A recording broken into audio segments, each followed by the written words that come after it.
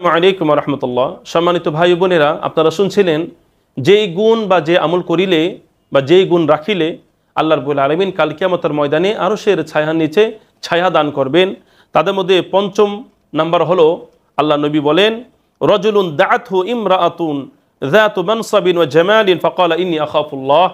ওই পুরুষকে, ওই যুবককে কাল কিয়ামতের ময়দানে আল্লাহ তার আরশের ছায়ার নিচে স্থান দিবেন, যেই পুরুষকে দুনিয়ার মধ্যে কোনো নারী খারাপ কাজের জন্য ডেকেছিল। অর্থাৎ ওই পুরুষ, যে পুরুষকে দুনিয়ার মধ্যে কোনো সৌন্দর্য, কি বলে সুদর্শন, অপরূপা, কি বলে অপরূপা কোনো নারী বা বিশাল বংশীয় একটা নারী কোনো পুরুষকে, যুবককে খারাপ বাসনার জন্য আহ্বান করেছিল, আসো আমি তোমার সাথে নিজের জৈবিক চাহিদা পূরণ করব, অর্থাৎ আমি তোমার সাথে জিনা করব, বা তুমি আমার জৈবিক চাহিদা পূরণ করো, আমার সাথে ফিজিক্যাল রিলেশন করো। এই ধরনের প্রস্তাব যেই মহিলা কোনো পুরুষকে দিয়েছিল, কিন্তু সেই পুরুষ আল্লাহকে দেখে, আল্লাহর প্রতি তাকিয়ে, আল্লাহর ভালোবাসার জন্য সেই মহিলার প্রস্তাবটাকে সে কি করে দেয়, প্রত্যাখ্যান করে দেয়। এটা যদিও অনেক কঠিন, কারণ বর্তমান পুরুষ, অনেক পুরুষ আছে সুযোগে খোঁজে কখন মহিলা আমাকে চান্স দেবে, মহিলাদের পিছনে ঘুরতে থাকে, দেখি মহিলা আমাকে একটু চান্স দেয় কিনা। আর সেক্ষেত্রে যদি কোনো সুন্দরী মহিলা, গুলশান বনারীর মতন, যদি ভালো মহিলা, দেখতে নায়িকাদের মতন দেখা যায়, মডেলদের মতন দেখা যায়, এমন মহিলা যদি প্রস্তাব দেয়, তাহলে এই প্রস্তাব কয়জন পুরুষে এটাকে প্রত্যাখ্যান করবে, এটা হাতে খুঁজে পাওয়া কঠিন।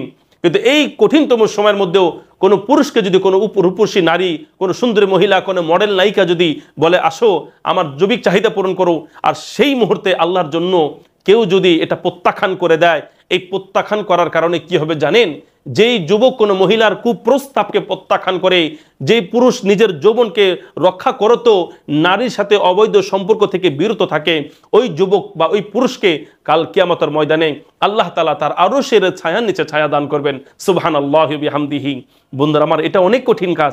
বর্তমান ফিতনার যুগে, যেখানে মানুষ শুধু জৈবিক চাহিদাটাকে সবচেয়ে বেশি মূল্যায়ন করে, যেখানে জেনা, ব্যভিচার, ফিজিক্যাল রিলেশন, প্রেম প্রীত, ভালোবাসা, গার্লফ্রেন্ড বয়ফ্রেন্ড যেখানে আম হয়ে গেছে, যেখানে সতীত্ব নষ্ট করা একটা সাধারণ বাতাস প্রবাহিত মতন হয়ে গেছে, এই যুগে এসে যেই পুরুষ, যেই যুবক নিজের সংযম, নিজের ইজ্জত আবরুকে সংরক্ষণ করতো, নারীর প্রস্তাবকে প্রত্যাখ্যান করবে, আল্লাহ তাকে, এই প্রত্যাখ্যান করাটা আল্লাহ তাআলা তাকে কি করবেন, পুরস্কারে তাকে পুরস্কৃত করবেন। শুধু তাই না, আপনারা জানেন বন্ধুরা আমার, আল্লাহ রাব্বুল আলামিন কোরআনে কি বলেছেন? আল্লাহ বলেন, ওয়া আম্মা মান খাফা মাকামা রাব্বিহি ওয়া নাহান নাফসা আনিল হাওয়া ফাইন্নাল জান্নাতা হিয়াল মাওয়া। আল্লাহ তাআলা কি বলেন?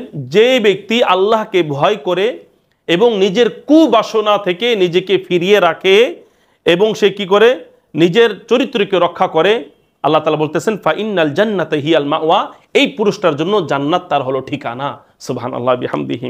আপনারা জানেন সবাই ইউসুফ আলাইহিস সালামের ঘটনা, এখন আর ঘটনা বলবো না, সংক্ষিপ্ত আকারে বলি। আপনারা জানেন ইউসুফ আলাইহিস সালাম কত সুদর্শন একজন নবী ছিলেন, আর তিনি যার কাছে লালিত পালিত হয়েছিলেন তার নাম ছিল জুলাইখা। জুলাইখা ইউসুফ আলাইহিস সালামের প্রেমে আসক্ত হয়ে গেছিলেন। একটা পাগল, প্রেমের পাগল যেরকম বলে, কারণ আমি তোমার প্রেমে পাগল, ঠিক এরকমভাবে প্রেমের পাগল হয়ে গিয়েছিলেন জুলাইখা আলাইহিস সালাম। কিন্তু তিনি তাকে প্রস্তাব দিয়েছিলেন 7টি দরজা ভিআইপি রুমের মধ্যে ইউসুফ আলাইহিস সালামকে ডেকে তাকে বলেছেন, ও ইউসুফ, দীর্ঘদিন তুমি আমাকে পাগল করেছো, আজকে তুমি আমার বাসনা এই নির্জন কামরায় তুমি পূরণ করে দাও। জুলাইখা তাকে বলেছিলেন, ইউসুফ, আজকে তুমি আমার কামনা বাসনা পূরণ করে দাও, আজকে দুনিয়ার কেউ দেখবে না, আমার স্বামী দেখবে না, কেউ দেখবে না, আজকে তুমি আর আমি, তুমি আর আমি, আর এখানে কেউ নয়, হাম তুমি কামরে মে বন্ধ হো আর চাবি খো যায়, অর্থাৎ তুমি আর আমি আছি, এখানে কেউ নেই, সুতরাং তুমি আমার জৈবিক চাহিদা পূরণ করো। ইউসুফ আলাইহিস সালাম, দেখেন আল্লাহু আকবার, তিনি সেই মুহূর্তে তিনি জানেন যে আমি 7টি দরজা লাগানোর পরে আমি প্রবেশ করেছি, যেখান থেকে পলায়ন করা কঠিন নয়, যেখান থেকে পলায়ন করা কঠিন নয়, কারণ দরজা ভেঙে, একটা দরজা ভেঙে বের হওয়াটাই তো কঠিন। সেখানে 7টি দরজা, একটি দরজা, এরপর কামরা, আবার একটি দরজা, আরেকটি কামরা, এরকমভাবে 7টি দরজার ভিতরে 7টি কামরা পার হওয়ার পরে ভিআইপি জুলাইখার কামরা, সেই কামরা থেকে তিনি নিজেকে সংযত করার জন্য, জুলাইখার আক্রমণ থেকে, কুপ্রস্তাব থেকে নিজের চরিত্রকে রক্ষা করার জন্য ইউসুফ আলাইহিস সালাম আল্লাহ তাআলার দিকে তাকিয়ে দিলেন দৌড়। তার এই দৌড় দেওয়ার কারণে সেই কঠিন আকারে, শক্ত আকারে লাগানো দরজা পর পর এক এক করে 7টি দরজা খুলে গেল। সুবহানাল্লাহি বিহামদিহি।